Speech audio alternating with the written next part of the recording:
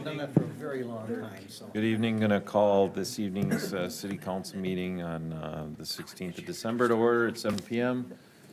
Please stand with me for the Pledge of Allegiance. Allegiance to the flag of the United States of America and to the republic for which it stands, one nation, under God, indivisible, with liberty and justice for all.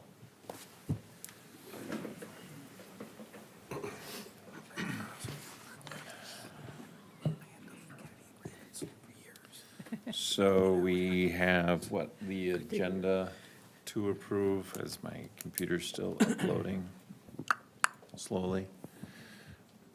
Everybody good with the agenda this evening?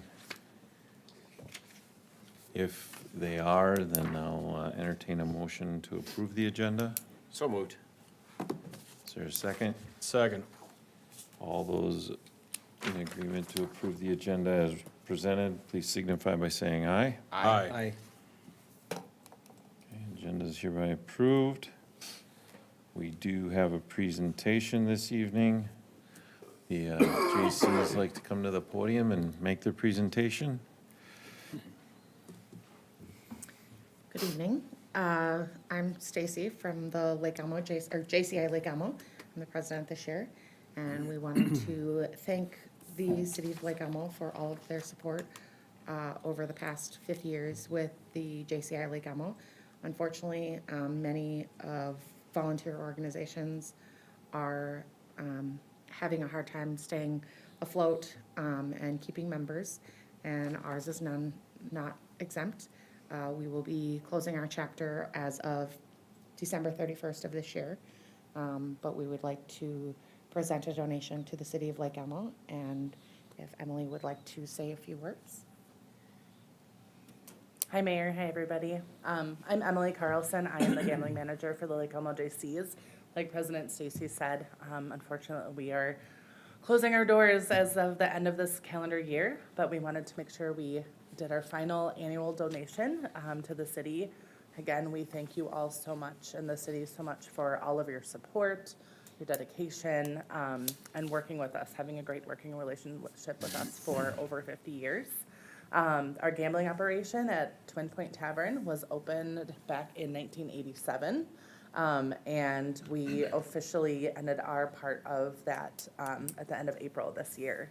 And so we are finishing up our remaining donations to various organizations here locally. We're proud that we have kept all of the money that we have made through the gambling operation here in the Lake Elmo area, the St. Croix River Valley area. So we have a check for $3,800 for the city of Lake Elmo as our final donation and a thank you. Great. Have you kept track of the donations throughout the years? 'Cause I could think do it'd be a numbers. Pretty staggering amount, We I would think. generally have been over 100,000 annually donated locally here Yeah. to various organizations. Oh, that's great. Thank Yeah. you very much. So thank you again so much. We really We, appreciate all get of a you. picture with the council with you That would and be the wonderful. big check. That'd be great.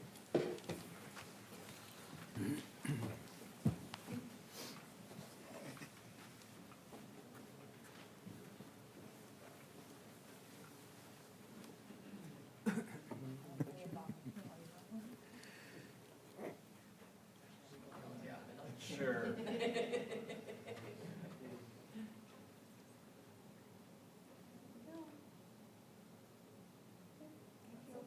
so much. Appreciate it. Very much. Thank you for the partnership and your support over the 50 years.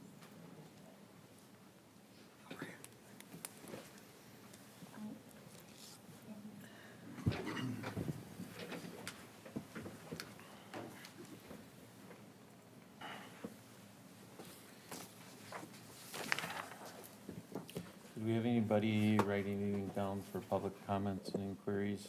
No. Huh? All right.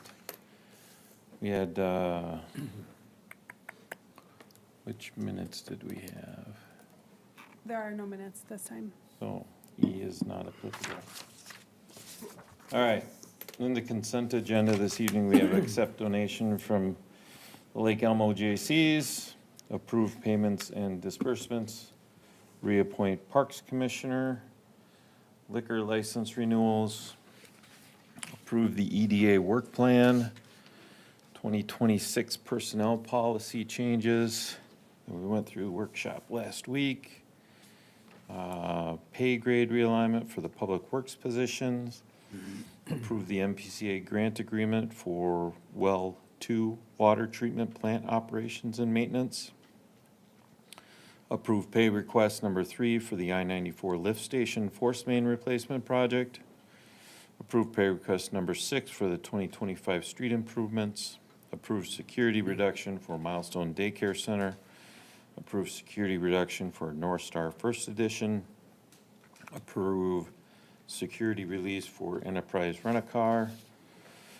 14 is accept quotes and award contract for test well number 6. 15 is approve extended contract working hours for the Trunk Highway 36 Lake Elmo Avenue, CASA 16 improvements. Number 16 is approve resolution of municipal support for the Trunk Highway 36 and Lake Elmo Avenue improvements and South Frontage Road. If everything's kosher there, then I'll entertain a motion to approve the consent agenda. So moved. Second. We have a motion by Councilmember Holtz and a second by Councilmember Hearn to approve the council, or the consent agenda as approved. All those in favor, please signify by saying aye. Aye. Consent agenda is approved. In our regular agenda, the first regular agenda item is park use policy revisions with interim Public Works Director, Mr. Swanepoel, presenting. Thank you, Mayor and Council. I'm here today with Hank. He's our chair on the board as well for the commission. So brought him along to answer any questions that they had during our review of this policy over the summer.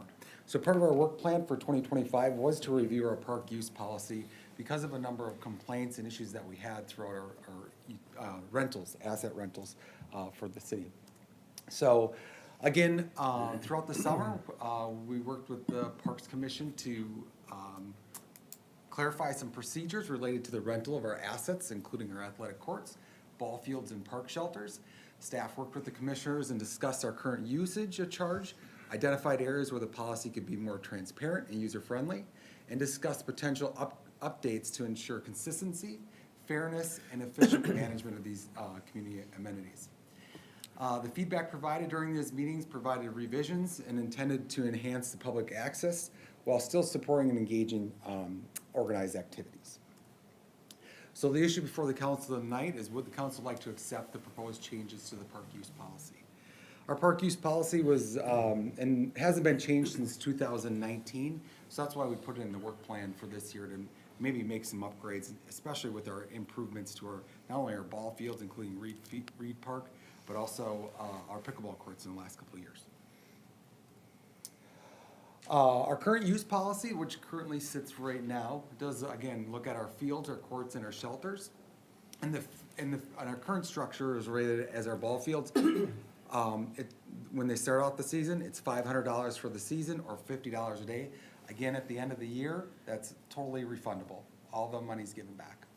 Our shelters is $50 a day, $100 a day for a non-resident. Again, that's all refundable back to the person who rented it. A lot of times staff would go out afterwards just to make sure the garbage was cleaned up, nothing was damaged. If they came back with it okay, the money was refundable. Lions Park Shelter, a lot of times that was used by our baseball clubs or anybody that rented it for concession stands. Again, that was given out as a refundable funds, initially paid at the beginning of the year. Our courts, they were reservable many times in our pickleball courts down at Lions Park when those were usable at the time. Again, $500 for the season. A lot of times those are reserved, all 4 of them. Again, at the end of the year, those are refunded 100%. Field lights was the only item that we actually collected money from throughout those years, mainly through our baseball clubs that used Lions Park and VFW. It was initially charged $150 for the season. So throughout the year, $300 that we collected. Our proposals that are outlined in our, that are outlined in this would be our ball field rentals. So VFW and Lions, I did talk with our baseball club and our associations in regards to this, and they provided the summer and fall type schedule. So our summer schedule would run April to July, so that'd be one season, and then our fall season would be that August through October. Individual rentals of $50 a day or $500 for the season, so really no change in that for those baseball clubs. But again, the only big change in that is having that funds non-refundable. Our fees for our baseball fields are going up, including our red ball, our irrigation, our mowing, and our weed control and that. So some of those funds will go back to just in our general fund, potentially to offset some of those costs. Our outside ball fields, including Pebble, Reed, DeMontville, and Tablin, those are all reservable as well. Those would be reduced, but at $20 a day, $250 for the season. We do get most of our reservations from Pebble, DeMontville, and Reed for those parks. Tablin, every so often, not very often. So Reed is probably going to be your biggest asset in that for continued reserve in both those seasons, summer and fall. The change in the field lights, the only change in that was the increase from $150 to $250 for the season. We are seeing an increase in not only our XL electrical bill, but as our lights are getting older, we do see our contractor out there fixing those almost 2 to 3 times a season. You know, water getting in those boxes, we have rodents in there, not cheap. Our park and shelter pavilion, changes to that. We still want to do the half 6 hour day or 6 or 12 hour, a full, or change it back, a half day or a full day. Those being limited to 6 or 12 hours. $50 for a half day and $100 for a full day. Again, we're looking at a non-refundable fee on that, plus a $100 security deposit. That security deposit would go back, again, after staff would look at that and do minimal cleanup, right? So we looked at that on a basis of, we're still going out there anyway to collect the garbage and stuff from these events. Those would offset some of those costs as well as our electrical costs in some of our pavilions for that. Events that are in conjunction with our ball field, with our concession stand, we looked at kind of the same price. That full and half day cost to be $50 for the half day, $100 for the full day of reservations. Again, non-refundable. We go back and get, the security deposit would go back to them. I think this, with the concession stand, that has been maybe our only other fee that we may have had to go back after large events and do additional cleanup. In my term here, I think we maybe kept a couple $100 off of deposits because of we ended up cleaning up after a large event. So I don't foresee a big issue there, but as a security, it's there. Moving on to the larger topic, our courts, and that's kind of where we maybe started this conversation of this, is this is a copy of our old reservation policy, and I blanked out some of the names just so we're not like calling people out or anything like that. But if you do look at like some of these, like our reservation green, so April to October, they were reserving it daily from 8 o'clock till 10. And now at the bottom, it does say reservations for all of our courts. And that's one of the big changes that we wanted to make. So many of our complaints came in from the community saying, I show up there, well, this organization has all of our courts reserved. I don't have the ability to get on there, right? So, but if you look through there, I mean, you'd say, okay, I guess you have to go on Wednesdays and Fridays throughout the day because that's probably the best day to get to it, right? So I think our policy, our adaptations to it do kind of help in some of these situations of letting not only citizens from Lake Elmo, but have open play there at any time. So one of our biggest moves is at our pickleball courts is reserving the courts would be limited to 50% at each site. So we do have reservable courts at Lions, Pebble, and Tablin. So at our biggest court is at Pebble. So it would reduce the reservable courts down to 3 versus all 6 of them. So that would leave 3 of those courts open play for anybody to show up, rotate through like normal. Those other 3 reservable courts would be available for those clubs or those organizations that would like to have those reserve for themselves, for their clubs, for those 3 hours. We do have that, we never changed the hour limit. The hour limit's still at 3 hours. If an individual family wanted to reserve, they could reserve one of those 3 reservable courts for $20 for that 3 hours, which is pretty inexpensive. Local indoor places right now cost anywhere from $15 per hour up to $38 per hour for those early mornings or late evenings. So, again, those are air conditioning and inside events, a little nicer, but on a nice day, these are very attractable too. Again, just to reiterate, the groups can reserve multiple courts of the reservable courts. So it wouldn't be all 6 of them, it'd just be those 3 courts are reserved, are marked as reservable, and those would be the 3 that are reservable. Once they're full, the other 3 are just open for open play. The only thing I didn't include in the slideshow was our volleyball courts. We are looking to include that. That is in your packet as well, to include that in as a reservation as $20 for fee for those. So again, take any question that you have, but otherwise we're looking to propose that starting in January. So we've always had a cost for reserving courts, and has that cost been, that reservation been refundable? As now it doesn't look like it's, reservations are non-refundable. Correct. So in the past, all reservations were refundable. Yep, so, Okay. and again, on courts, we didn't see a whole, I mean, you're not gonna see a whole lot of damage to that, but our biggest expense forthcoming for us is that resurfacing of those. So every 5 to 7 years, you're looking at resurfacing, and you can look at that as 1 tennis court being about $7,000. So Pebble, you're looking at $21,000, and we're already going on year 3 of that court. So in about 3 years, we'll be looking at possibly a $21,000 expense. Now, are those expenses allocated or budgeted for with our taxes? Or are we banking on the fact that we're getting the non-refundable to cover that cost? So again, these fees are likely going back into the general fund. So when we go back to resurface these, it's likely gonna be a CIP project that'll likely come out of the park dedication funds. So that's where those will come through. Because this will be a project, because both those courts will line up in the same years. So you're gonna have potentially a $30,000 to $40,000 resurfacing action going on there. Councilmember Holtz? An initial question, and $500 per season for the court. That is for a 3-hour reservation that happens for 1 day of the week. That would constitute a season.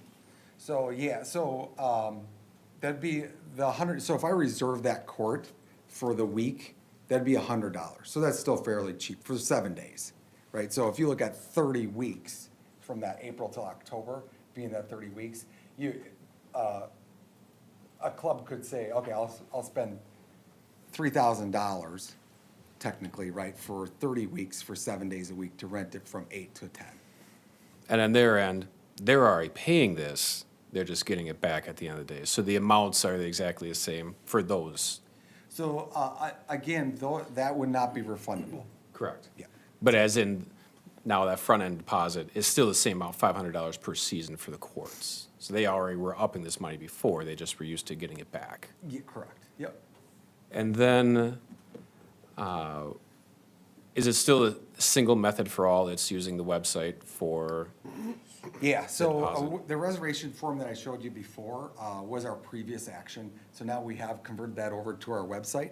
So you will be able to select which, field or court would you like, and then put that deposit down. and that updates pretty quickly in terms of someone made a reservation, how quickly does that show up for So people to see? Last year Julie did that, and she's not here to speak about that, but with our new website, I think we're still in question Yeah. about how fast that'll show up there. Yeah, we were actually waiting until tonight's discussion to finalize using the new facilities module based on the changes. So we will be kind of implementing it and building it based on tonight's discussion. But it should be instant. Folks should be able to go on there, see when it's available, self-service, Yep. right? Gotcha. Those are just my initial questions, but I'll defer to others. Thank you. Any other questions? So if you, excuse me. So if you wanted to rent the pickleball courts for the entire season, let's just pick Pebble Park, and I wanted to rent 3 of them for the entire season, what would it cost for a club? So, it's for instance, if we go back to that yellow club that wanted it from 8 to 10, Monday through Friday, and they wanted to start April 1st all the way to October 31st for 30 weeks, that would cost them $3,000. Okay, thank you. Just one thing to note, we've asked staff to not wait 6 years to relook at this policy. So obviously, since it hadn't been changed or looked at in that long a time, that's why we decided that some of these changes needed to be made. And I guess then for either of you, do we know what the similar levels are for reservation costs nearby, whether it's Oakdale or Stillwater or Woodbury? Yeah, we did look at that. They range. I mean, we do have those open courts as well. A number of Woodbury's is like just open play. And I think one of our groups that I spoke with here is, their concept has kind of ventured out from other communities and they've adapted to it, right? So it's kind of more like a social group, right? And so they're not looking to, spend money or make money off their groups, but Woodbury does have a number of them that are free, but also has some that are reservable as well. A lot more expensive than what you would say at $20. They're more at like that $15 for an hour, so. What I remember from the data is that in almost all the cases, we were, if not the lowest, pretty much in the low rankings of these. So none of them are at the high end. And it's reasonable to presume in terms of our sports for baseball and soccer and football, this is not a new concept for them because they're paying for fields in the other cities anyways. That's non-refundable. So this is not foreign for them. Correct. All right. Thank you. And if they wanted to take their chance on somebody not having a reservation, the courts are open? Courts would be open. So I think that was one of the conversations that I had with our social groups is like, who are used to reserving all 6 courts and just being able to come and play is like, well, take the chance of just going there to play on the non-reservable courts. Yeah. And if your club is always renting it anyway, likely no one else is gonna come there at 8. Got it. Probably open to all of them anyway. All right. Okay, well, entertain a motion. Motion to approve the changes to the park use policy as proposed. Is there a second? Second. Okay, discussion? All right, can I start out? Yeah, go ahead. I think this is a great step in the right direction. I'm sure there's gonna be road or speed bumps along the way that we notice over the next year, but then we work those out and we make changes next year. I think, it's totally a reasonable amount. For the baseball fields, for the pickleball courts, these high-use items that are kind of above and beyond what the taxpayers are paying for with their taxpayer money. These are organizations, these are clubs, they're looking to use it at a higher use than kind of the typical individual. So I think it's very fair that we do have a little bit of a fee. And I think it is a win-win. They're looking to have assurance that they're gonna have a place to play, so this allows assurance for them as well with these reservations. So I think it's great. I'm sure there's gonna be things that we need to modify and change, but I think it's absolutely a step in the right direction. Clarifying question, because I have a hypothesis what this is, but in looking at the priorities, and I agree with all what Councilmember Hearn said. Priority 1 for the groups is the city of Lake Elmo. Correct. We're not talking about staff going out on Fridays to book pickleball. No, we're not. We're not. It's our 100-year anniversary. It's items like that where we want to reserve the shelter or the, City sponsors things. yeah. But if staff wanted to go out on a Friday, We'd fill out a reservation for it. okay. Thank you. And I would agree, again, with Councilmember Hearn said, and especially with the amount of maintenance costs that we have and the fact that there is not a direct correlation between it being used by only residents who are paying taxes versus not.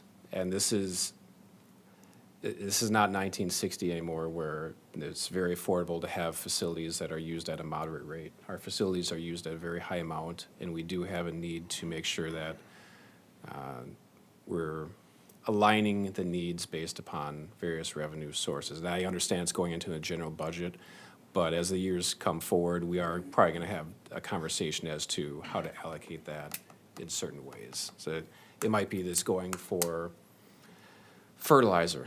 It might be that's going to pay the water bills for the irrigation for certain sites. But yeah, I do appreciate this, and I appreciate the work the Parks Commission did on this, because I know there are multiple discussions on this, and that's the way to get the feedback from the community and from our leadership on the commission, so thank you for that, Hank.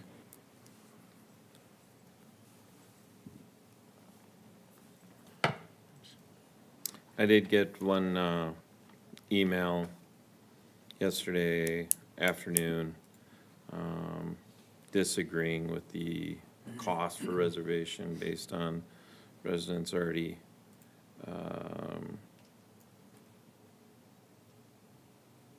saying that they, what it says, many times they arrive at the courts and spend time cleaning them up, pay taxes to have amenities like the pickleballs, courts. But I agree, as long as we're keeping half of them open for open play and somebody wants to reserve them, and that's the option that they can pick, so. I know that there is a great cost. I remember approving the contracts to do the resurfacing on Tablin and Pebble. It was not a small feat for those, so, and probably looking at having to do that on the Lions Park in the not too far future here as well, given its condition. So this looks like a compromise of sorts. All right, I'll call the question. All those in favor of approving the park use policy and its revisions, please signify by saying aye. Aye. It's approved. Thank you. Thank you. Thank you. Thank you.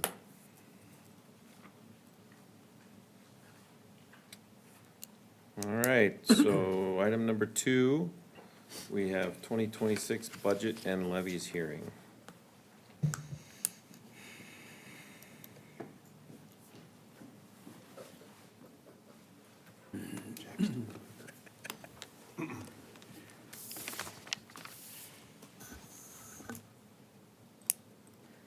Mayor and Council, I apologize. The incorrect presentation was in your packet.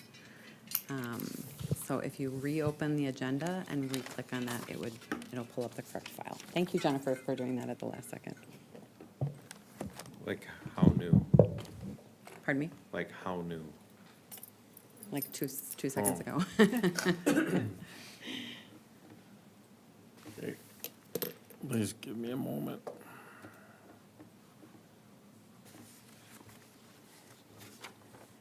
Okay, so Oh, yeah, yeah. correct date for the live. I was reviewing, it's like, oh, these are not the right numbers. This is bad. Okay, so thank you, Mayor and Council. We are here this evening for the final adoption of the 2026 budget and tax levies. Our goals for this evening is an overview of that 2026 budget and levy. We will need to hold the truth and taxation hearing and then adopt the resolution setting that budget and levies. I will mention this is a very high-level, quick overview. There's plenty more information within the budget book, as well as the prior meetings that we have discussed these. There's videos of those online. So, high-level general fund budget. We are looking at a total budget expense-wise for, excuse me, $8,859,000, which is a $907,000 increase from prior year. We are planning on using $300,000 of fund balance this year, which is a bit of a change from our prior practices. So general fund expenditures, I like to show this just so people get an idea of where the money goes. And so general government is administration, finance, mayor and council, planning activities. Public safety includes fire, our police contract, as well as the building inspection department. And then public works is the general fund portion of the public works departments, so just streets and parks. Some high-level changes to the general fund budget. We will be adding 1 public works staff, as well as we have incorporated the discussion, the changes in the wage adjustments that was recently discussed. The plan is to add 3 fire captains halfway through the year, so that's half of that impact this coming year, and then it would be double that the next year. We have lots of projects, lots of planning projects, so a comprehensive planning process will be going on for the next couple of years. So we have consultants that assist with that. There's some planning for the 70-something acres, we're calling it sports complex, and then as well as the 180 acres that will be theoretically for sale. We have the second year of the finance software that comes out of the general fund. And then a market wage analysis, some increased city center expenses. We're, again, just trying to get a handle on the cost of having this new building. And then it is an election year next year, so that is a significant impact as well. Again, high level for expenditures, broken out by those 3 segments. Overall increase of 11.4%. And then I broke it down a little bit more within those departments, or within those segments. So within the general government division, again, mayor and council, administration, elections, finance, planning, and engineering.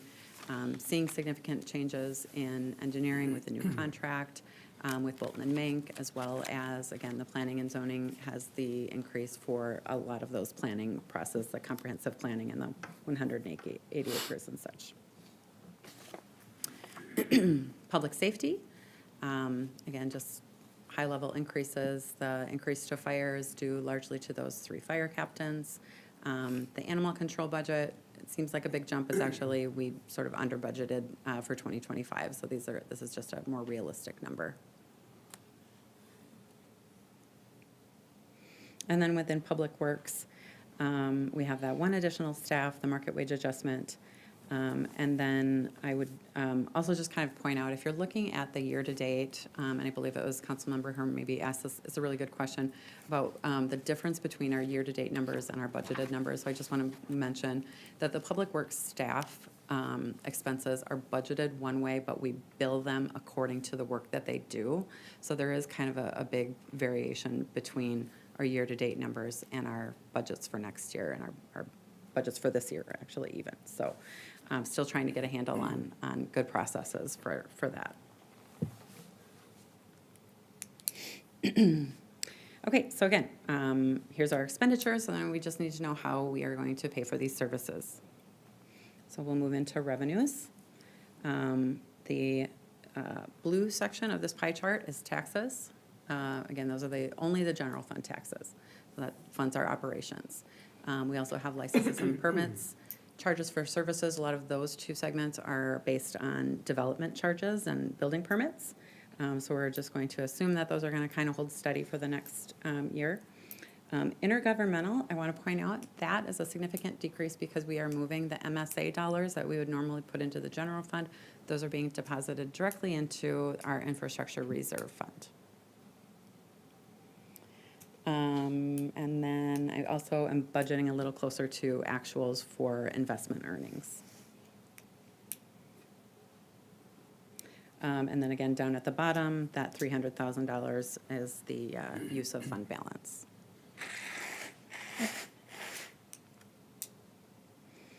Debt service funds, we added the 2025A bond, and nothing else dropped off this year, so that is a 5% increase there. And then our capital fund levies. So these are new this in 2025. So we are trying to build up these, I'm going to call them savings account type things. So we're trying to even out our levy process by having separate funds and being able to save for our larger projects that are coming. We are starting to get a much better handle on the capital needs because of going to a 10-year CIP, which we will talk about next. And so these are just kind of getting us headed in the right direction.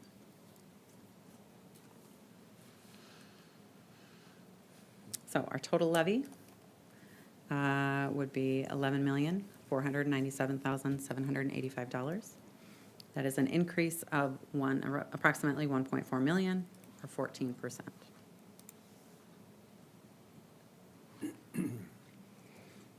The tax impact of that, so we usually look at tax impact using a median value home, which has gone up just slightly this year here in Lake Elmo. So it's currently, for 2026, it will be at $585,800. And so using the tax rate from last year of 26.84 and going up to the estimated tax rate of 29.57, you would see an increase of $179 for the year on a median value home.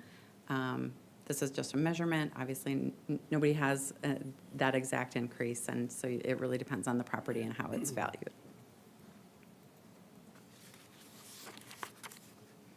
Here's our tax rate relative to the 10 cities in Washington County that are most comparable in population. So we're on the low end generally across all cities in Washington County, and within those that we are closest to in population, we moved up a point, so we are at, I believe it's 8, sorry. Moving on to the utility funds. So fund accounting in government, we have the general fund, which is sort of the overall operations, and then our utility funds specifically are the expenses for those water, sewer, and storm utilities. So it's Public Works Department, but within those utilities. These are a little trickier to compare year to year, so I have the 2 years, and then I did start to break them down by operations and then capital and debt, just to try and get a better handle on sort of just how much is operations changing, because because capital can vary quite a bit year to year. The main increase in water operations is due to the PFAS treatment plant at Well 2 coming online this year. Those expenses are going to be reimbursable by that MPCA grant.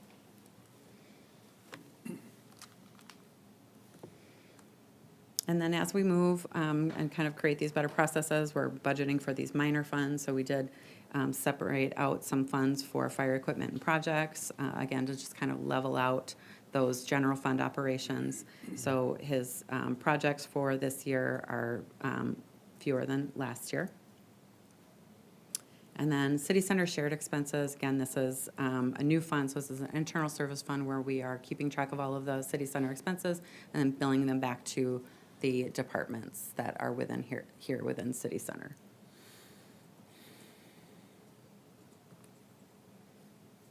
I'm happy to answer any questions at the moment, and then we do need to have our truth and taxation hearing. Yep.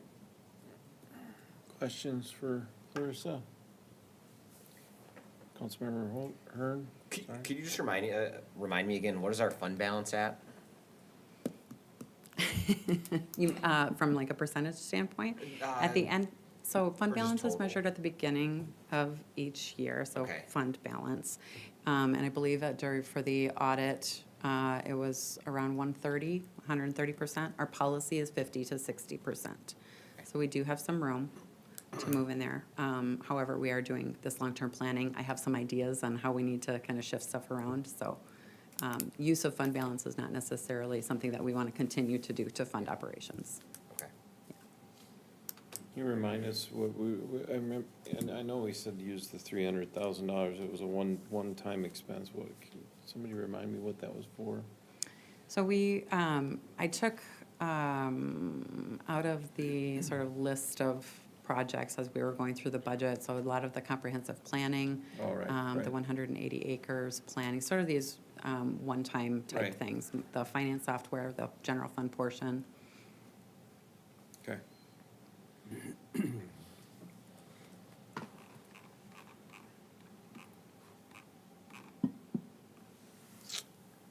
there aren't, you have more question? Or do you breathe? No, I'll wait. Okay. All right, so then I'll take a motion to open the public hearing for truth and taxation. So moved. Second. I have a motion and a second. All those in favor, please signify by saying aye. Aye. We are in public hearing at 7:40 PM. If anybody wishes to speak on this topic, feel free to go to the podium, state your name and address for the record. You'll have 6 minutes to talk. Won't be any back and forth, but we're here to listen. Well, thank you for your time. My name is Mary Deutsch. And what was the other thing I was supposed to say to you? Your address? Oh, 2699 Imperial Avenue. As a stakeholder with the City of Lake Elmo, I am asking for the City Council to provide documentation for how this 1.4 million proposed 2026 tax increase is to be allocated. I guess we've just seen that tonight. The 2025 tax increase was for 1.2 million. This is a $2.6 million revenue increase over the 2-year period. On top of this revenue stream, Lake Elmo is billing each resident an additional monthly fee of $5.75 through the Xcel Energy bill between the gas and the electric services. I believe this fee first began in June of this year. There has been no transparency or communication as to what this fee was for. In speaking with the finance director, which I believe was you, I was told it was for capital improvements and infrastructure, and it wasn't just a short-term fee. Aren't these items to be supported by our property taxes? This appears to be a sneaky way to generate extra revenue. With an increase in the number of homes and the increase in home valuations, one would expect that the current revenue received should cover the expenses without proposing a 14% increase for this 2026 year. There are those of us who are on fixed incomes and have to manage our finances prudently. We have to go without or modify our expenditures in order to live within our means. Lake Elmo should also manage their finances with a similar philosophy. I hope that after this meeting, you will look for areas where this proposed 2026 levy can be trimmed. Thoughtfully looking at ways to reduce the spending, doing thorough due diligence on whether a new capital expenditure is truly needed or can be modified to obtain a lower price point based on an accurate bidding process, and also completed properly to minimize future maintenance costs. We as Lake Elmo taxpayers deserve accountability and transparent communications from our leaders in city government and the city council, as you are the stewards of our tax dollars. During your future scrutiny and review of this proposed levy, we as residents would appreciate any reductions you can make for 2026. Thank you. Thank you. Thank you.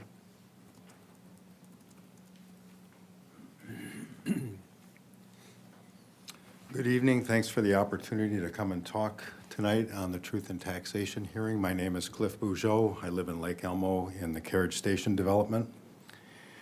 Can you state your address, please, Cliff? I'm sorry? Could you please state your address? Oh, certainly. 12187 Marquess Lane, Cove North. Median value homes. Mine on my current proposed 2026 taxes is not the 581,000 that you mentioned. It's less than that. But my taxes, according to this statement, are going up 16.25%, not the 14% So if my median value home is less than what you say the tax of 14 is based on, why is mine going up 16 and a quarter? I don't know. Together with what this woman shared, I think the franchise fees are ridiculous. I don't like them. It's not transparent. If we're gonna build, and I asked the question of the city administrator, why are these on my Excel and electric and gas bill? I was told it's dedicated money for parks. I think the lady who was here before me didn't really understand what it was for other than capital improvement projects. So here again, I think the communication for these fees wasn't very good, and I don't even know how they could have been justified and put into place other than the fact that state of Minnesota franchise fee laws allowed the council to do this without the taxpayers voting for it. It just seems a bit disingenuous. And I don't know, 1.2 million, 1.4 million, lots of money, right? Lots and lots of money. And I don't know what happened to trying to stay within closer to the rate of inflation. We've got water issues. I had an email exchange with Councilmember Holtz about whether or not 3M is going to foot the bill for all of the water filtration equipment that we have to manage PFAS. I believe, council member, you'll have to correct me if I misinterpret what we talked about, but what I recall is 3M is supposedly supposed to pay for this in the agreement that they had with the state of Minnesota, but we're not sure if that's going to happen, so we have to properly reserve funds in order for the city to pay for it. If 3M doesn't or isn't held accountable, I guess I don't know. But I think one thing this council could do is tell the taxpayers in Lake Elmo whether or not there's active pursuit of 3M to pay for what they were supposed to pay for. That's another thing that I think should be done. And you know, Washington County, City of Lake Elmo, ISD 834, all of these taxing districts always tell us how much more money they need from us. What we never seem to hear is how more efficient these entities are going to be because they've scrutinized the expenses and they've decided that they can trim or save money in broad-based categories and then communicate that to the taxpayers. We never hear how you're trying to save money.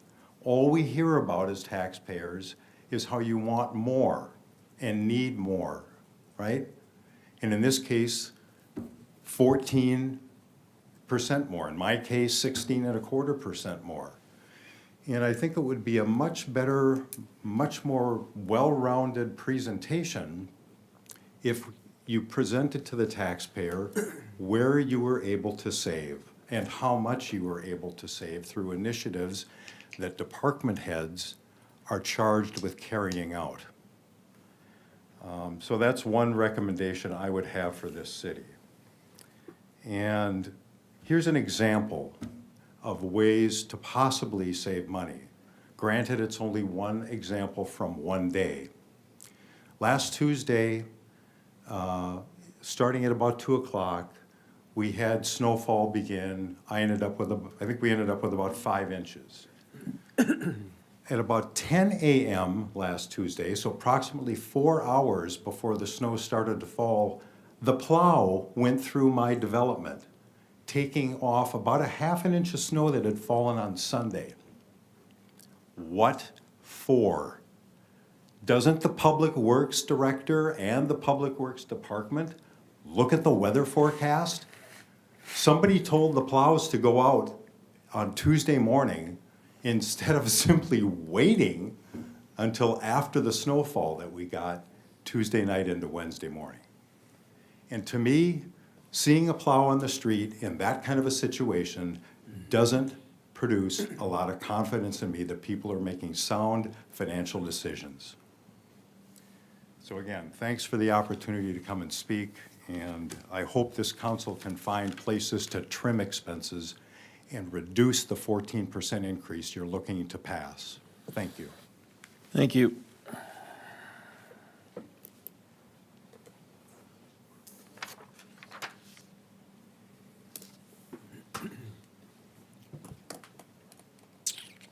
Nobody else? All right, well, I'll entertain a motion to close the public hearing. Motion to close the public hearing? Second. We have a motion to close and a second to close the truth and taxation hearing. All those in favor, please signify by saying aye. Aye. Closed at 7:51 PM.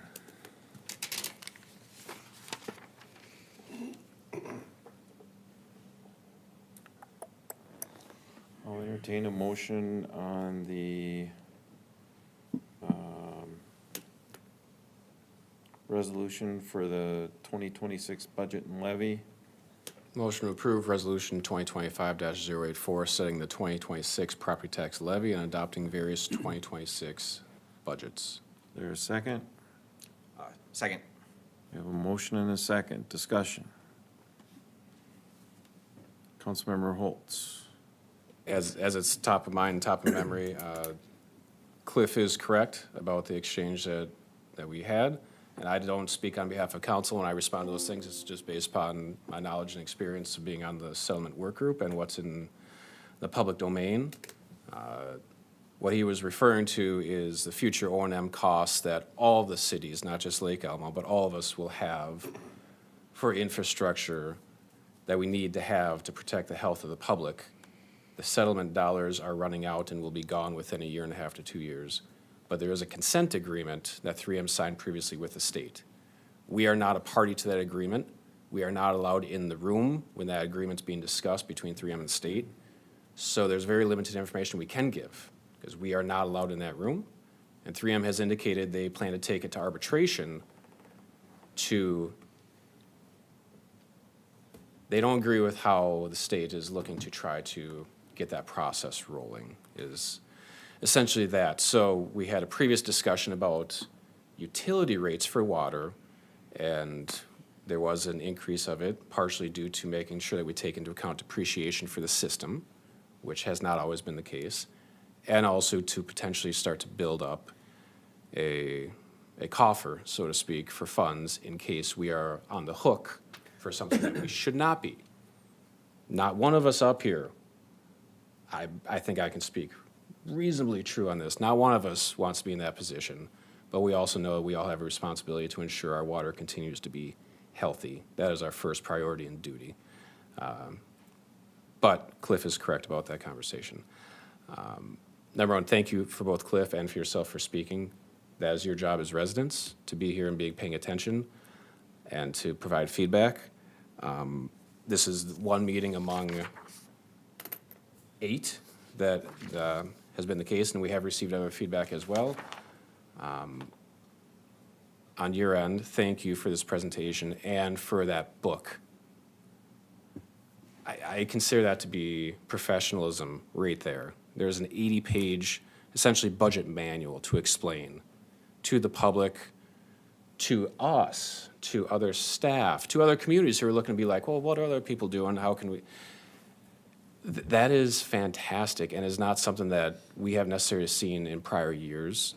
And it makes these discussions easier from the standpoint of we have quality information in front of us to then have that discussion instead of possible confusion or possible arguments that are not related. We can actually have the facts in front of us. So thank you for that. It's very clear, it is transparent, and it's easily accessible for the public, which is all of our jobs. So kudos for that. In terms of the costs, and for those who have watched these meetings, we've had these discussions 5 or 6 times now. So that's why if you're watching it, it's not that we might not have a lot to say. We've had these discussions many times. This is more so, has anything changed? Have we received additional feedback that might cause an amendment, an alteration? I am of the opinion that when it comes to paying off the land for the ball fields, that I believe is in the interest of this community for our long term. When it comes to ensuring that half of our budget that is for public safety, that those additional chiefs are necessary, captains are necessary. We're hiring one additional public works when I think we know there's more labor that's necessary to maintain and have the park system that our residents ask for and are expecting. Between that and inflation, it's not just inflation, it's those additional costs for things that are necessary for the city. I am not in a place where I feel comfortable saying, here's something to eliminate. I do feel reasonably confident that, actually I feel fully confident, that the items in this budget align with the expectations the public has for the services that the city should be providing. I have not received a single comment, email, phone call, or text saying, this service should be cut in order to change the levy. Not a one. And what I have received consistently over time and time again is, thank you to our law enforcement. Thank you to our fire staff who are there on a moment's notice. Thank you for having quality parks. Thank you for having roads that are far better than they were before either the mayor or than any of us were on here. Far better. Things are improving. And I guess the last time I just want to say is, part of this cost is planning for the future. One of the changes that happened in the past is we went from having a 5-year plan, it's called a capital improvement program plan, CIP, to a 10-year plan to say, we know there are costs coming up. When is this playground going to need to be replaced? When is these road projects, and it applies for water, sewer, it applies for parks, roads, things that are big cost things, and now it's a 10-year thing, which allows us to budget properly. If you saw from that presentation, a lot of these things are putting money aside to pay for those future costs, so we don't have a massive jump from one year to the next. Because I, as much as this is an increase, I would prefer these types of increase than one that is an absurd jump that is not defensible. I believe fiscal responsibility, in my view, is planning for the future and being responsible, being transparent, planning for depreciation, knowing what your future costs are, and doing the best that you can to plan for that future. Because to me, it's not about necessarily tomorrow, it's about the next week, the next year, and 10 years from now. It's all of those. And I think this budget is moving in that direction, which is all I have to say. Councilmember Dragisich? A couple of additional comments. One is, there's some discussion by the residents about the franchise fee. And the franchise fee, of course, replaces a tax levy. One thing, realize a franchise fee goes to everyone, and not everyone pays taxes in the city. So by using franchise fees to pay for some of these costs, half it goes to the parks and half goes into street improvements, we expand the base and reduce the amount actually paid by our residents because we have tax exempt entities, and it spreads that burden over everybody. You may not like it, but it's better than putting them on the property taxes per se. I think the only comment that I would repeat is, I think we could reduce the amount of the levy increase by phasing some things in over a greater length of time, but I already made that discussion at our previous meetings. I'm not going to repeat it. The other question I had, when looking over the budget document, was in the enterprise funds, we're talking about going to a separate capital fund for each utility. I personally see no value in that. They're enterprise funds. They're fairly straightforward and simple. I start pulling money out and put a capital fund, makes it more difficult and complicated for our residents to follow what's going on in them. We talk about rate increases. I know some cities do them. I can tell you that in my experience, the major utilities don't do that. Just because it makes it more cumbersome, but that's just my opinion, may not be shared by everybody. I'm sensitive to people and their need, property taxes are going up. $179 a month doesn't sound like a huge, or a year, is $15 a month. But if, you're having a hard time paying your mortgage and your electric bill, it's a burden on you. when you have to make that decision. On the other hand, I do think the operating costs that we're looking at are needed. Our population's growing. We need to be able to support them. And those increases, I think, will provide it'll help us to maintain and improve our level of service. And I think they're good expenditures. Thank you. Thank you. Councilmember Hearn?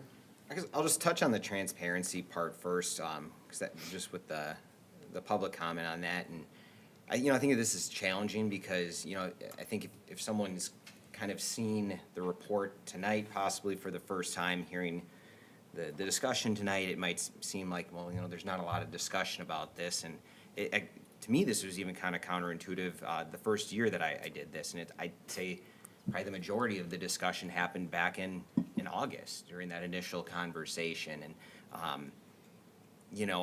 think I need to do a better part as a council member, making that known to residents that if that's really the time I think that we need more residents paying attention and coming in and voicing their concern. If you go back and watch these, you'll see throughout I've been pretty critical of the amount of increase. Initially in August, it was looking at a 20% increase. Was very critical of that. We got it down to a 14% increase. I was still very critical about that at our September meeting, as well as our when we kind of reviewed with the financial, the long-term financial planning meeting, which not one of the budget calendar meetings, but I've been very concerned with this, even at the 14%, but still just with the transparency piece for a second. I think, again, we can always do a better job communicating that and getting that information out.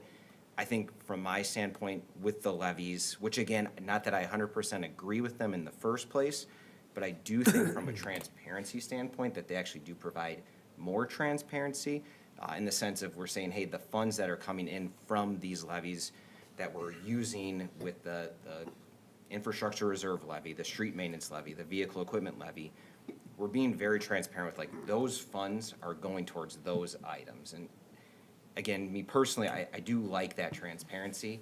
I don't like the amount that we're asking to go into those, but I do like the transparency aspect of it. I will go back to the November,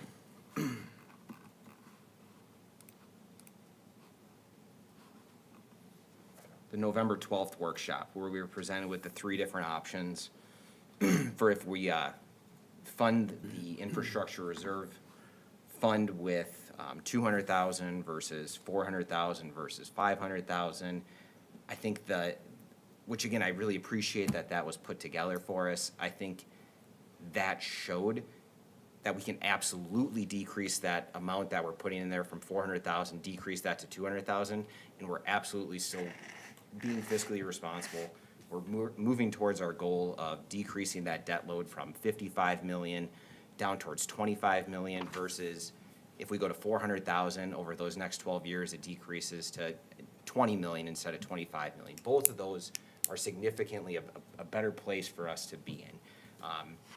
I still feel very strongly that 14% is too high of an increase. Again, I'll go back to that August workshop. I think I went through line by line on the general fund expenses, and I challenged items there, and I got pushback on that, which is fine, right? That's the staff knows best what's needed for those situations. I'm gonna every single year push back on that a little bit because I do totally agree, and again, I think I've made this pretty apparent throughout the last several months that I do get a little frustrated that a lot of the conversation, and this was mentioned in the public hearing, that the conversation is always how do we increase revenue, AKA taxes, with very little talk about what can we do to decrease these or decrease the rate of increase. And I do think there needs to be more focus on that, and it's tough. We have to do it personally, and with our personal finances, we have to do that as a city. So that still is my frustration so far with this year's. I don't think we've brought it down enough. I think I might be in the minority on that, but I am against this increase. I think we need to decrease that infrastructure reserve fund to 200,000. I think we could decrease both the street and maintenance levy as well as the vehicle and equipment levy to be consistent with the CPI increase over the past year.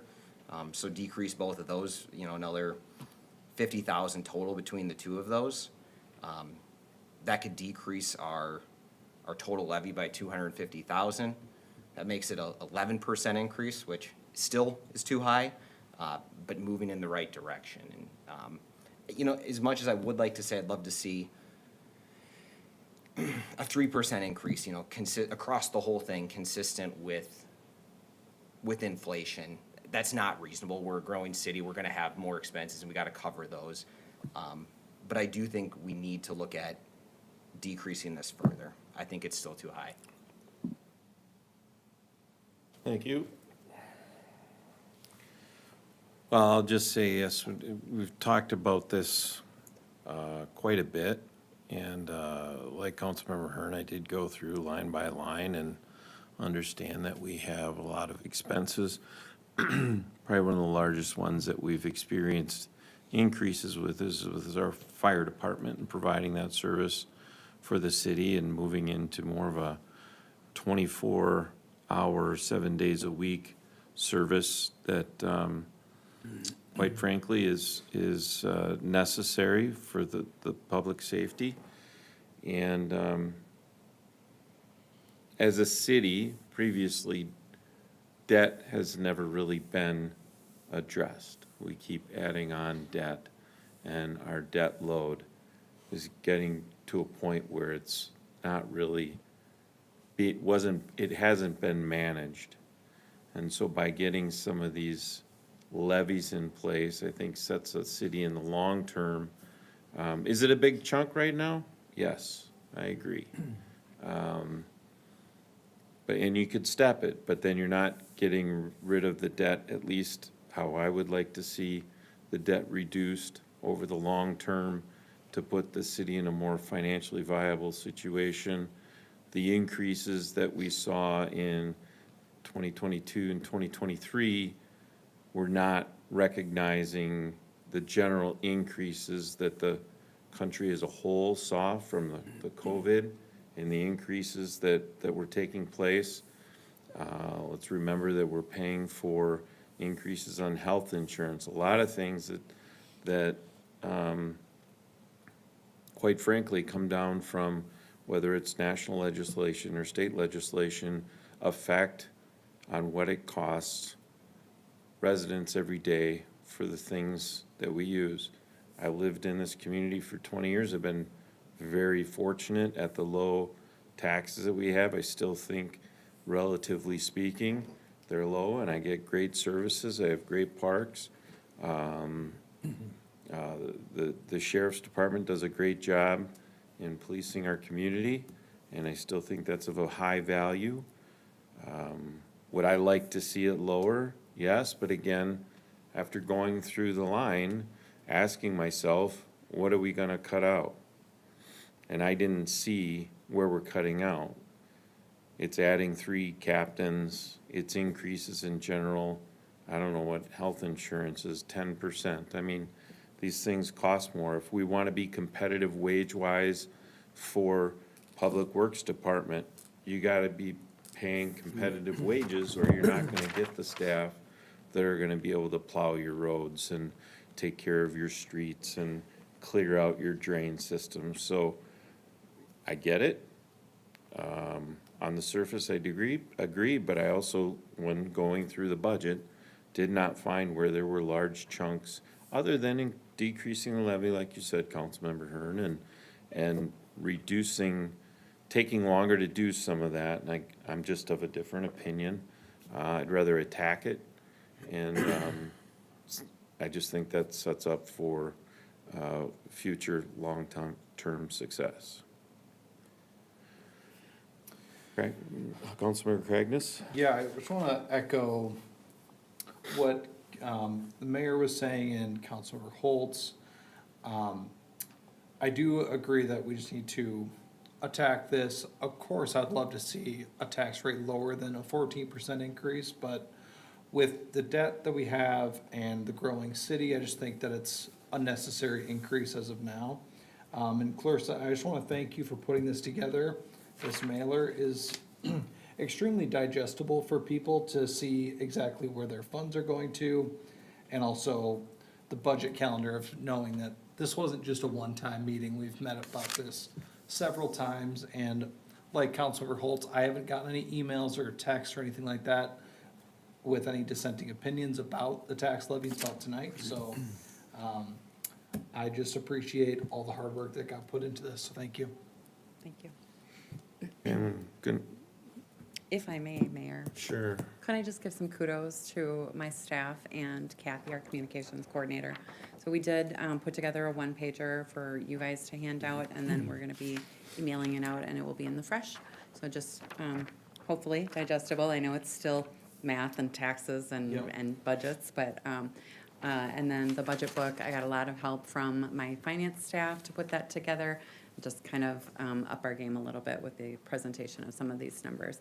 And of course, I am always willing to sit down with people like Cliff and talk about how this 14% tax levy increase does not necessarily equate to a 14% on your taxes.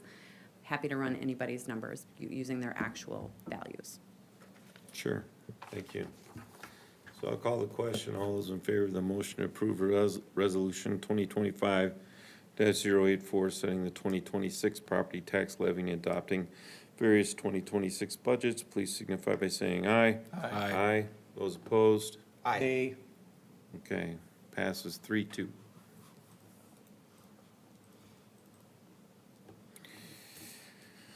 Next, we have, you get to stay up there, so we talk about the 2026-2035 capital improvement program. I'm gonna fly through this kind of quick, because again, you guys have heard this before. So the CIP is very simply our plan for the big stuff we need. So we moved from a 5-year to a 10-year, I believe 2 years ago now.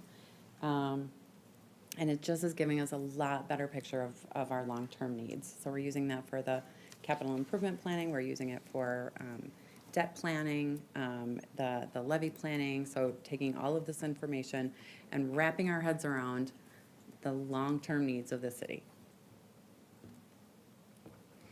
I added our guiding principles, which are our core strategies that were developed in the strategic plan earlier this year.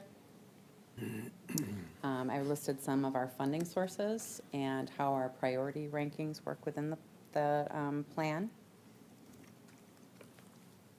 Just gonna mention the funding sources. You'll notice a number of these are then relate directly to those capital levies. So I believe, like Councilmember Hearns stated, it is just a more transparent way to show where our tax dollars are going and kind of where they feed in long-term.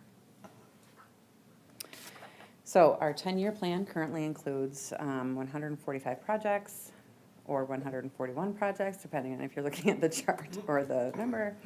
And then we have it broken down by department. So you'll see quite a few of those are public works departments, and so many that I put together this little chart, which shows, you can't even see the colors for admin, building, and city hall. Fire is the little blue sliver, and then purple is public works. So if we think of this in terms of our home, some of our largest personal purchases are things that are related to our home, and so our city is just one big house.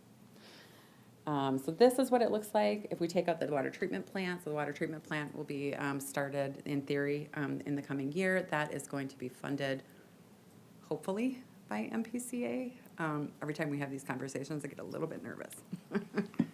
And that's $50 million of the. Just correction, that's not funded by the MPCA. It's Sorry. funded through the 3M fund that's managed by the MPCA. Thank you.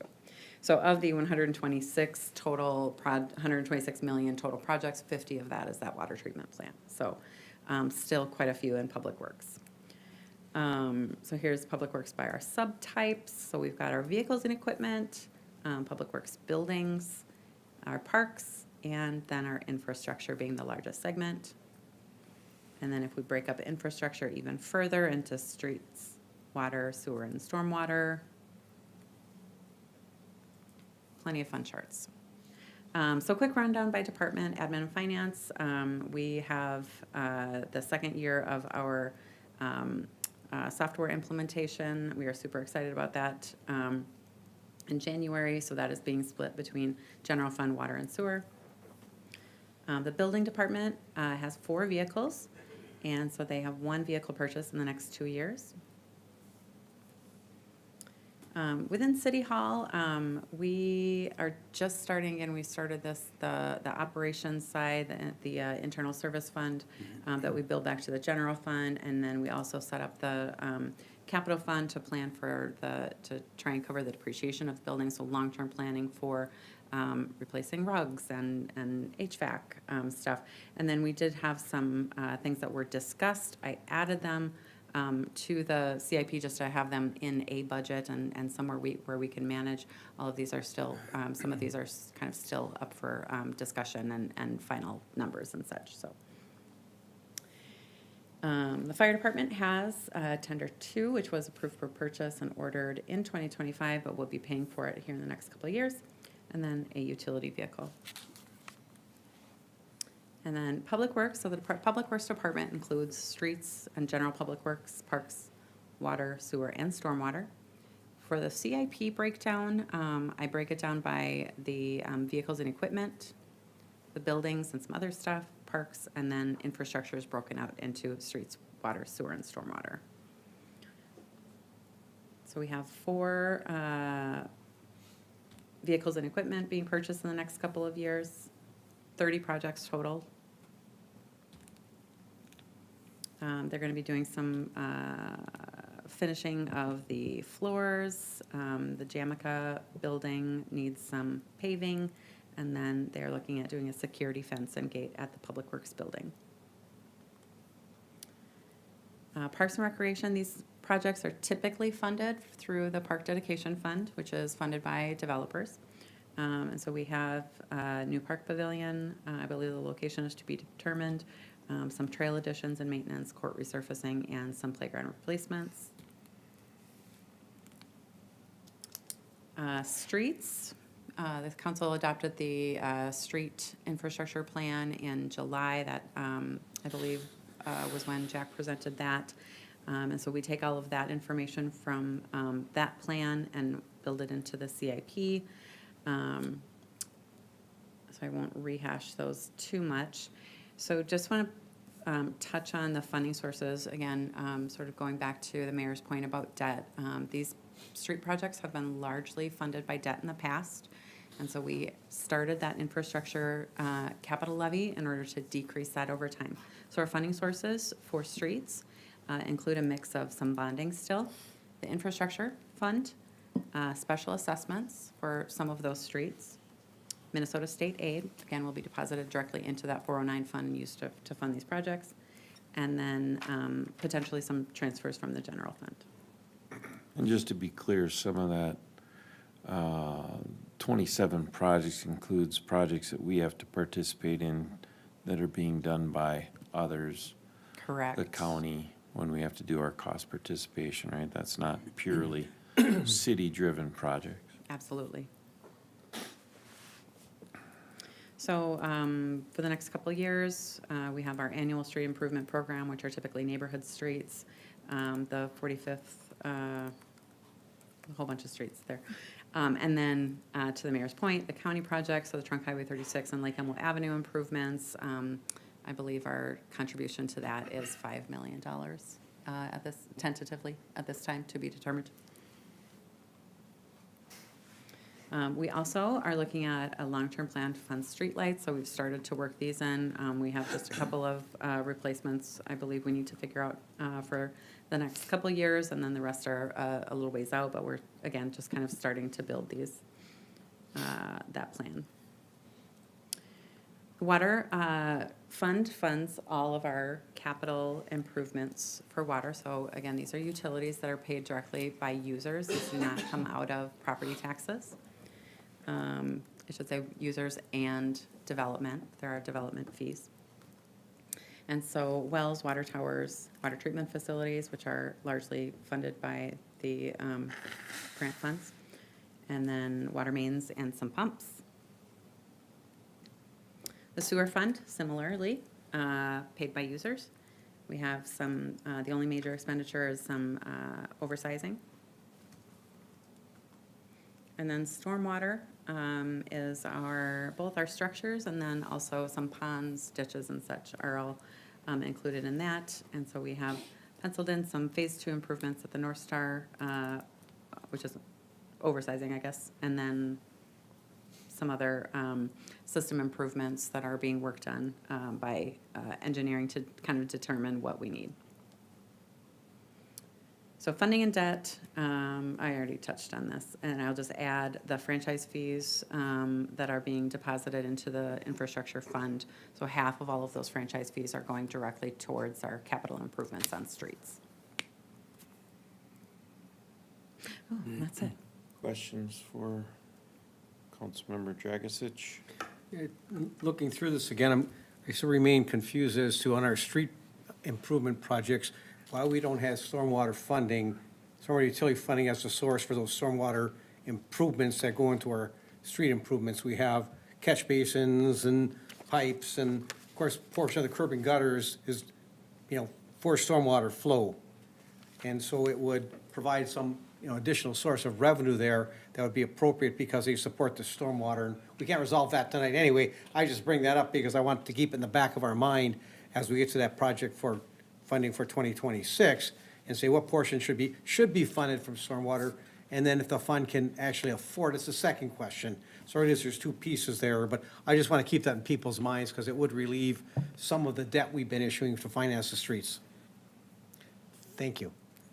Councilmember Holtz. Can you remind me, or Chief, can you remind me for tender 2, the cost, but also how much we saved by doing it in this year instead of potentially for next year when we knew the costs were going to dramatically increase? Yeah, when we locked into pricing, when we placed the order, overall project for that was, I believe, 1.2 million. I think by getting in early, we saved roughly $50,000 by getting in and securing a pre-emissions change power plant for that truck. Given timelines, there's a possibility that that complete truck gets completed in 26, so we might not have 27 expenses to that truck, where we currently are planning for that in the fund. We do a early chassis payment when the chassis gets delivered to the plant. We do a prepayment then, which I think for this truck was, I believe, 11% discount back to the price of the truck. And then when the truck is completed and we take final delivery, then we make final payment. But with the early purchase, just going a few months early and getting our spot in line and securing that power plant, we were right around $55,000 savings. Gotcha. Thank you. And then engineering-wise, and the reason I ask this is because, Cliff made a comment, well, government never talks about savings. I can go into discussion as to why that is. There are bureaucratic reasons that are valid. But in terms of, when we go out for bids for projects, like I know it's been discussed before, like we have a goal of trying to get it out on the front end. Is there a way to document or objectively state how much money that saves compared to if the bids were done later? Because I know that's been the argument is when you do later bids, you have fewer people, therefore it's not as competitive.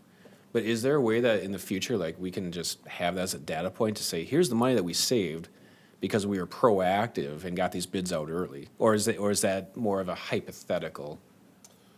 Mayor and Council, to that question, I'll have to say that is more of a hypothetical. It'd be very hard to measure that.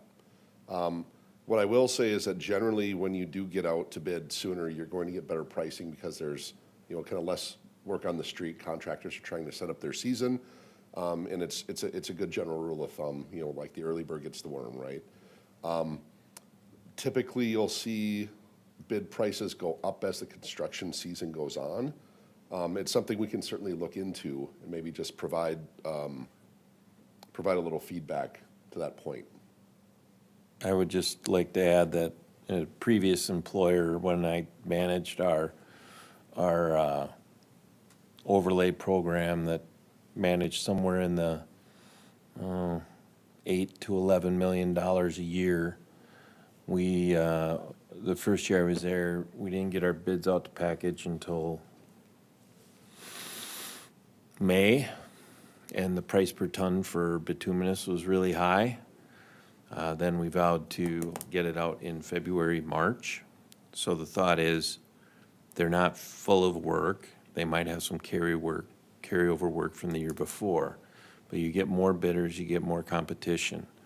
As the season goes on, those contractors that are successful in their bids get full, and they'll do it, but they'll do it for a price, right? So you'll get really competitive bids on your bituminous asphalt in early, and then you might see that price go up. Or they're gonna have to work more guys longer, they have to hire more people to do more work, and so that just exacerbates the problem on getting your bids out late. So to me, it's really important to get it in February, March, when that competition's there. Yes, Councilmember Dragisich. Mayor, I'll concur on that. As someone who actually prepared competitive bids for street projects for a contractor, I can tell you that the bidding is much more competitive in February and March for the reasons you cited.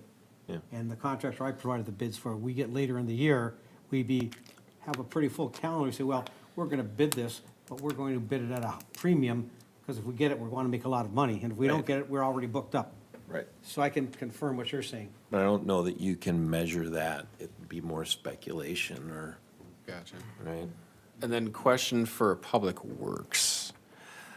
And correct me on this, I mean, we had the discussion, we had the joint meeting with Parks Commission, and Parks Commission then had additional meetings when it came to the discussion of Lions Park playground equipment.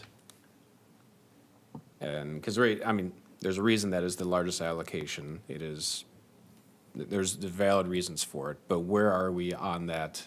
It's allocated for 26. What steps have occurred at this point now? For Lions specifically? For Lions specifically, for the playground replacement? So the playground replacement did come back to city council and was approved for the replacement of that playground. Yep. And more so, this is for the public side, but we have that, and then we have multiple shelters in line year by year by year. But that is not a discussion that we've really had in terms of, do we want to continue with that? Correct. Because I'm trying to lay the groundwork for, people are asking for cost reductions. That is a large one that already occurred for Lions Park, but there are other opportunities coming up. So I'm asking the questions to start to lay that groundwork. Thank you. Further questions? All right, I'll entertain a motion to adopt the 2026-2035 capital improvement program. Motion to adopt the 2026 to 2035 capital improvement program. Is there a second? Support. We have a motion and a second. Councilmember Hearn, Councilmember Dragisich. Discussion. No, I would. Go ahead. I would add, is, we have a capital improvement program, but it's not etched in stone. It's a program, and we will use it as a guide going forward, but things may change along the way. And I want to put my point to the public, as we've talked before. Oftentimes comes, this isn't our capital improvement program, the staff presents a project. That's true, it is. Council has a choice then to continue doing it, change it, make it bigger, make it smaller, or get rid of it, because it's just a guide at this point. Correct. Councilmember Hearn. And so off of that point, that is why I am okay with this motion, in favor of it. I do have concerns, because my only concern with that mindset is that causes what we're trying to raise in those fund levies. It causes us to increase that amount, because we're trying to make projections based off of those. So I think we have to be really cautious of saying, well, this isn't a for sure thing, but it is what we're we're raising taxes based off of. So I think we have to be really careful with that. Again, I think this goes back to this is, you know, if this is somebody's first time hearing us talk about this, it might not seem like much has been talked about. But again, with the previous workshops and council meetings where we've discussed this, there's been a lot of this conversation. Again, I've had a lot of concerns with this. I think in general, we have to look at this again from that perspective of what can we do to cut this. You know, I think with those conversations, the ones that have kind of been brought up the most is, and at least like from my perspective, I think a couple areas that we can focus on are the streets specifically. It's by far the largest item, the largest expense in the CIP. So even a small percentage change just in that one area is gonna make a really big impact on the whole CIP. I think the playgrounds, that's something that we've discussed quite a bit, from the sense of, we've had the conversation around, do we consolidate playgrounds instead of having 20 small playgrounds that cost $200,000 to replace every 20 years at today's price? Instead, do we go with 10 playgrounds that maybe cost $100,000 more, but we're not having to replace them as often? Does that make more sense? So I think those are a couple areas that we can focus on over the next year. I think two other things, I think it might be worthwhile keeping priority 4 and 5 items out of the CIP altogether. At least at priority 5, or at a bare minimum, seeing what the price looks like without priority 5 in there. I think by including priority 4 and 5, it's kind of like the wish list is how I see it. And I don't even think we should be doing that. I think we somehow need to be aware of those things. That might be a possibility of something we need, but I hate putting them in the CIP because then again, we're raising taxes today based off of a wish list is how I see that. So I do think that maybe we need to consider at least removing priority 5 from the CIP. We can have a list of, hey, these are projects that we need to consider for future CIPs that might be a priority 1 through 3. But I think we keep them out of there so we can have a better idea of tax-wise what we need to be raising. And I guess this kind of goes to my second ask of staff over the next year, and maybe it's just simply doing that, but you know, if we could just do a thought experiment of looking at that CIP and say, hey, if we had to cut 10%, what do we do, right? Not that it has to happen, but so we have that ability to say when residents come and ask us, well, how are we trying to save money? What have we tried to do to decrease taxes or to increase it at a slower rate? You know, we can come back and say, hey, like these were the things that we looked at as a council. We said, you know what, we couldn't make those cuts. We can't afford it. We need those services, but at least we've taken the look at how do we possibly decrease expenses, and hopefully it does decrease them. But at a bare minimum, at least we're going through the action of trying to find a way to slow down this increase. Those would be my 2 asks. But again, you know, I think a lot of work's been put into it this year. I'm fine with it. It's different from the budget in the sense of it's not increasing our taxes per se as a result of what we're approving tonight, but I do think we need to make some changes with those priority 4 or 5. I think we need to be very conscientious of when these item comes up, which we do, is it time to replace the vehicle or can it make another year? And again, through our conversations that we've had, I know that's been thoroughly discussed of, you know, yeah, we're not just getting the vehicle because it's the 7-year mark. We're looking at, is it time? So I know that's happening. Yeah, right there. I really like the idea of probably removing 4 and 5 from a cost perspective as they are. I think that's something we should look at. I like that idea. You wanted to say something else? Or Keep going. I didn't really have much to say. I was going to call the question. No, because I've mentioned that before in previous meetings when Jack was here, and I don't know if it was to you as well, that yes, at a minimum, number 5, when we're doing future analyses and projections, at a minimum, number 5 should not be in the calculation. I think arguably number 4. Now, we could have it be a ranking of 10 numbers for all it matters. I mean, when I look at those numbers, I agree with Councilmember Hearn and the mayor. 5 is, let's identify it, has a placeholder, but we're not even placing a value on it. I don't know if 4 is or isn't it. I mean, again, we could have 20 numbers for all it matters.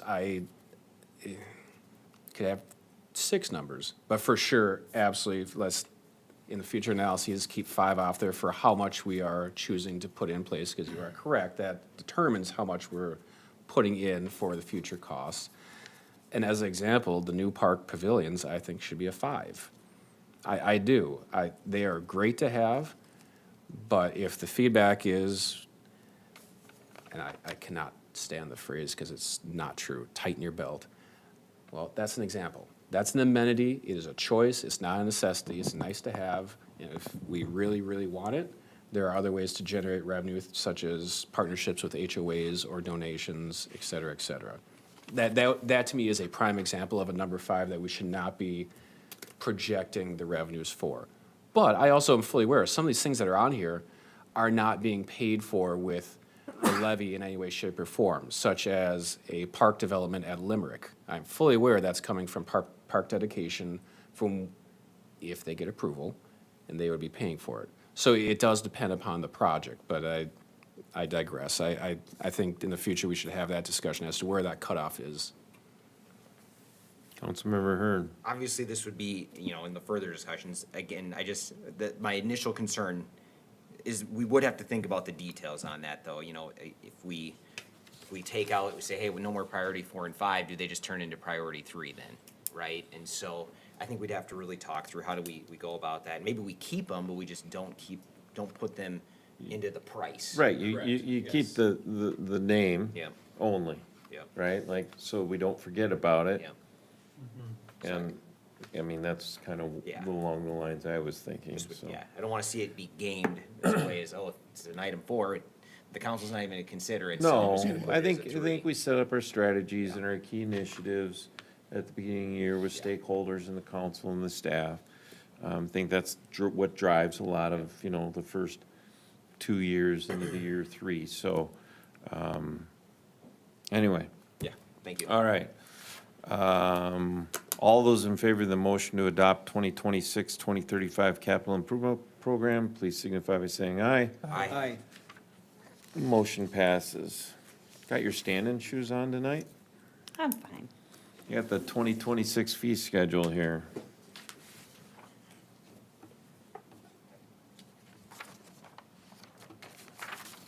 Okay, so I'm gonna have to defer to to staff if we have any questions.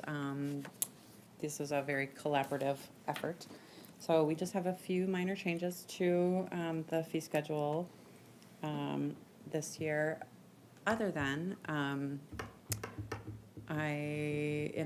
as I was listening to Adam discuss the policy revision, I don't think those park fees got revised in this version of the fee schedule. So if we could help me figure out a motion to amend the fee schedule according to what did we just adopt? Park use policy. We would take those, build it into the fee schedule before we publish it. That would be very helpful. So, the fire department added a fee for some CPR classes that have some costs to them, which require a certification card. Building department added an escrow for in-ground pools and some other projects near easements, just recognizing some of the costs that come along with some of these projects and making sure that those are covered by the property owner. They removed the plan review fee for residential rooftop solar, because the state does that full plan review. Planning then added design review fee when not part of a project. They reduced the minimum grading threshold from 50 to 10 cubic yards due to coordination with engineering and watershed. And then added an escrow fee when selling city property to ensure that the buyer is aware that they pay all costs. So fairly minor changes. That's my only slide with the rundown. and we have staff members here to answer questions as needed. Can I get the thought process on the reduction from 50 cubic yards to 10 cubic yards, please? So when they're in a shoreline overlay, we're required to do a grading review. So just make sure that they have a permit for Is that. there a way to limit that then to areas that fall within a shoreline I overlay? believe we added that language, actually. That language is in there. It's Yeah, just so maybe the fee. summary didn't quite capture what we actually did. So there's two lines, one that retained the original fee for the up to 50 and over square yards. 400, yeah. And then added another one for shoreland. Because there might be some farms that don't have a shoreland and they want to move some dirt, and most significantly it's more likely gonna be more than 10 cubic yards, and I don't need an added layer in Right. some of those. Okay. Councilmember Holtz. Do we have, for those present, an estimate as to how many water violations were issued this past summer? And I will rephrase, how many locations? Are we like in the 10 to 15 properties, 20 properties? Notices or they received a violation or a fee? Violation, a finable violation. So I'd probably say this year was probably a total of 3 to 4. Okay. Has it decreased over time? Well, obviously, because there's a wet summer anyway, we know water usage went down overall, but do you think there's been a decrease in terms of the continued violation trends? Like, I know in prior years, there were many people that, second violation, third violation, fourth violation, but that did not seem to occur, at least this summer or even the past summer. Correct. That's trending down very fast. I'd say in the last 3 years has gone down tremendously. All right. Thank you. Councilmember Dragisich. When we're looking at the fees and adopting new fees and even the fees we have, are they based on any cost analysis that says, here's what it costs us to actually administer this fee? Would defer to any of our department heads who implement the fees. So if you look at meter fees, so meter fees are, your schedule your meter and the housing, the brackets, everything like that. So that's all, there's no increase in cost of that. So even if a public works director drops that off, that fee is just the materials involved with it. So there's no additional fees attached to that. So in the cost analysis, you say, Public Works, we pay him for his time or her pay for the time. They're in a vehicle that drives it out there that uses gas and, generally, when you look at the fees, you try and base them on what is your cost to provide the service, so that you're collecting what it costs you, but you're not overcharging either. We have some limits on the building permit fees, as we know, but other fees, usually there's a fee analysis done that tells us the fee should be this, because that's what it costs us to provide the service. It was just a question. I would hope that staff is looking at what the time it takes them to do some of the activities and then charging the appropriate amount for the time and the Overhead. expense, the overhead Yeah. that it takes to do that activity. Well, and to that point, I mean, is it known for some of the licenses and those fees, this typically takes 30 minutes to process, this typically takes an hour to process? I mean, because there are multiple ones. I mean, massage therapy, liquor license, the gambling. Is that something that's been identified in the past to say, yes, this is why this is 150 or 200, or why it is low? The investigation fee for massage therapy is $25. That is low. I would say most of our fees have been around longer than most of our staff, honestly, so I can't think of when a formal fee analysis was done. I'm sure that all of us, when we're implementing new fees, our basic process is to look at what other cities are charging and contemplate if that's gonna cover our at least partially cover our staff time. Yeah, that's something we can talk about in the future. The question was, how did you get to these fees? It occurred to me, perhaps it was not, an analysis was or wasn't done. And you answered the question, I'm okay, just information, that's all. Sure.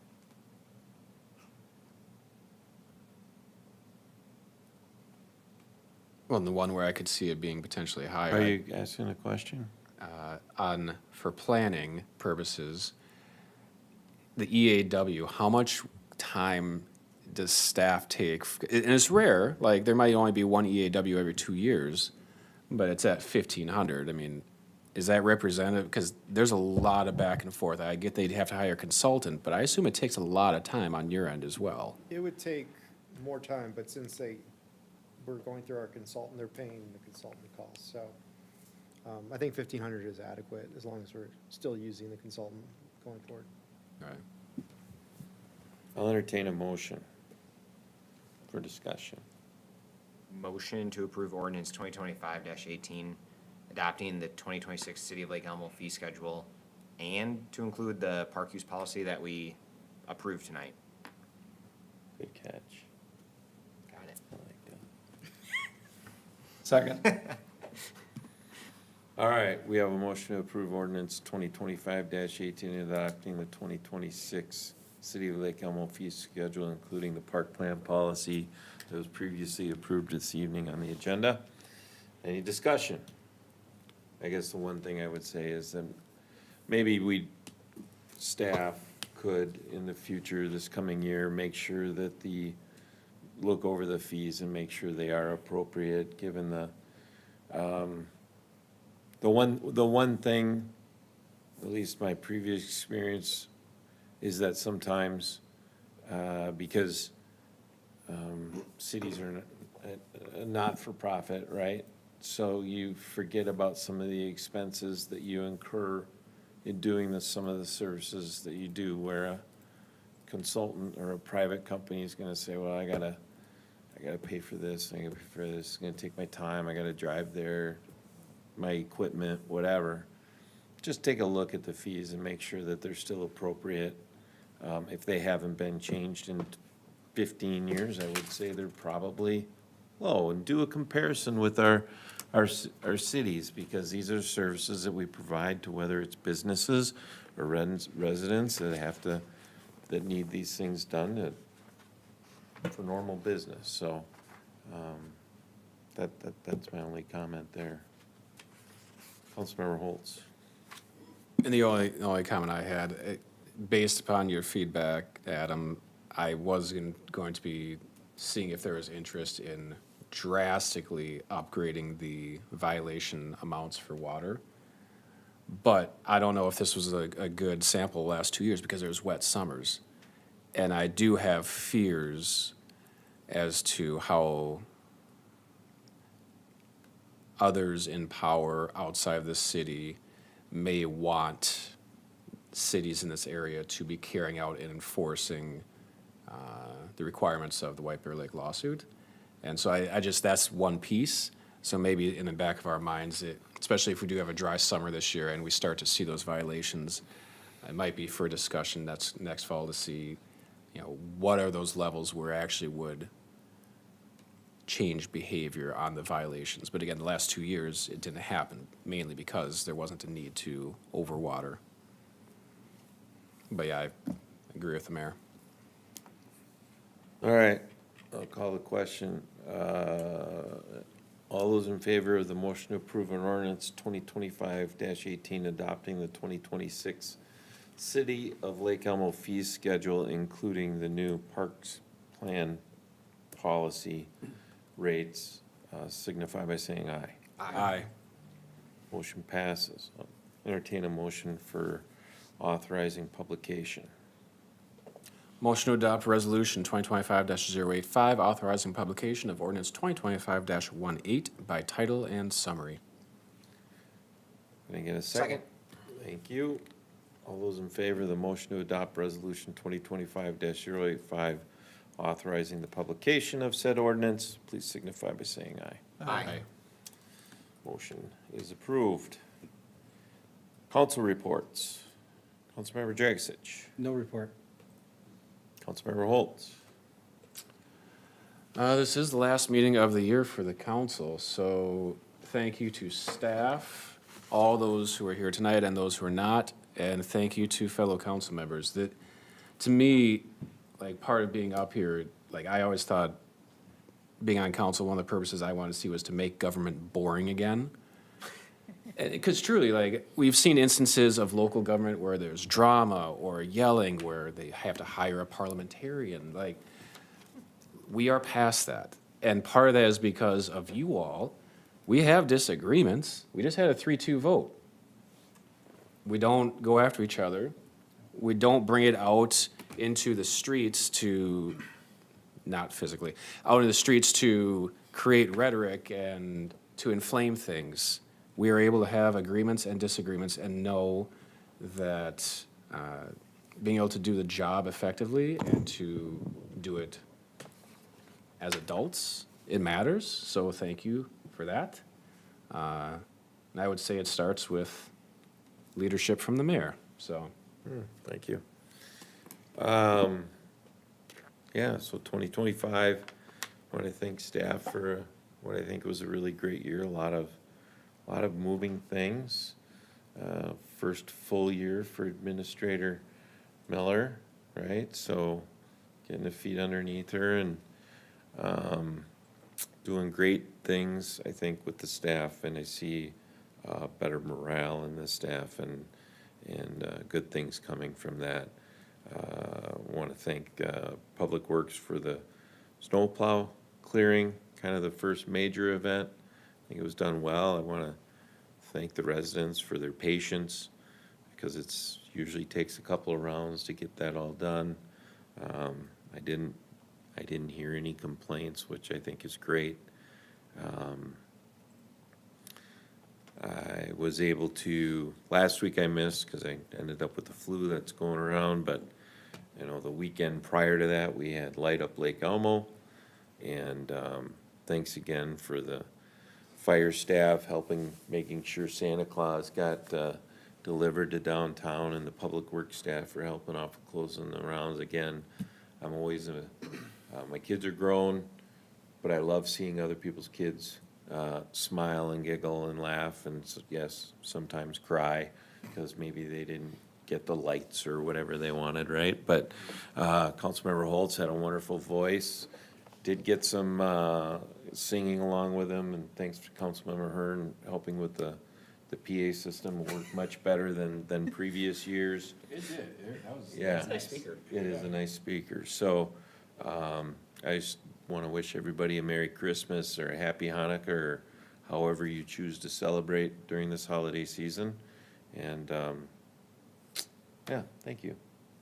Yeah, gosh, it is kind of crazy. It is the last one of the year, so I'll go along with that as well, and just thank staff for a great year and thank the council. Another year, got another year coming up here for sure, so looking forward to 2026. Yeah, I just want to thank everybody, the city staff, council, mayor. It's my first full year on council, and I appreciate everybody being very patient with me while I learn and drink from a fire hose here. This has been very eye-opening, and I have a ton more respect for everybody that works in the city and who's on the council. It's a tough job, so I appreciate everybody for being patient. Thank you. So you didn't respect us prior to this? Staff reports. Yeah, so I just want to thank Sergeant Ty Jacobson. He was able to provide some training for our staff on personal safety and then awareness in our building, and I think it was impressive, the turnaround, the ask that we asked of him, together, and with that partnership with the sheriff's office. Even though we're a contract city, it really feels like there are law enforcement departments, so that went well. The staff really appreciated that. And then as well as our employee engagement committee, they continue to find ways for us to engage and have a little bit fun at work. The most recent activity was gingerbread house decorating, so that was a hit. Was there a winner? I wasn't here, was there? Who Yes. won? Again? Makes sense. Oh, wait, no, it was, It was, oh, it was your daughter, yeah. okay. it was over lunch. So they brought their lunches and we did it during lunch. A planner won. Buying.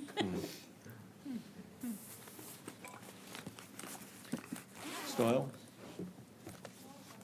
Chief? No report. You guys moved around. tonight. Trust me, Honestly, kind I'm as of thrown off as you are. thrown me off. Jennifer did I it. know you got to talk a lot. You got anything more to say? I probably should point out, so with the new software, thank you again, council, for removing the new software. We'll be launching that in January. There will be a revision to utility bills. So those will be going out in an envelope now, so if everybody could kind of keep an eye out for that and tell your neighbors. And then there will be an option to sign up for paperless now. And there will be a new payment system, but we're not forcing people over to the new payment system until 2027, so plenty of time to transition. So you're saying in an envelope as opposed to the postcard? Correct. That we get currently, okay. Correct. So just a change in how it looks, and I know how the mail piles get. We just want everybody to keep an eye out. Right. Ms. Dina, No report. no report. No report. No report. Nothing further. Counselor? All right, with that, we will adjourn the meeting at 8:56.